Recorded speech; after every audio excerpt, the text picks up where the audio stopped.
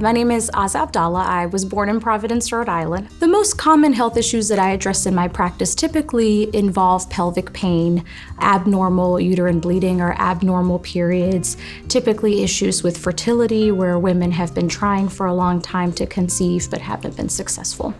It is really important for women to check in with their OB-GYN at least yearly, even if they consider themselves to be pretty healthy. Without routine checkups, potentially dangerous and life-threatening situations can be missed.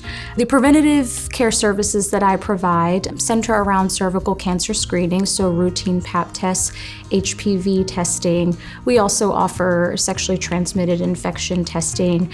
I can also put in referrals for mammograms to screen for breast cancer and colonoscopies to screen for colon cancer. The prenatal services that I provide range from standard prenatal visits, so for example, coming in for the very first pelvic exam, breast exam, the very first ultrasound to confirm presence of a pregnancy. We also screen patients for things like hypertension and diabetes during pregnancy. We also review their medical history to see if they potentially need to be referred to a specialist if they have a high-risk condition. And then we also provide, of course, the delivery or the cesarean section, depending on how things go. I support patients through high-risk pregnancies by having very candid discussions with them about what the high-risk conditions are. It's very important to me to make sure that patients understand those conditions and understand when it is necessary to get a specialist involved in their care.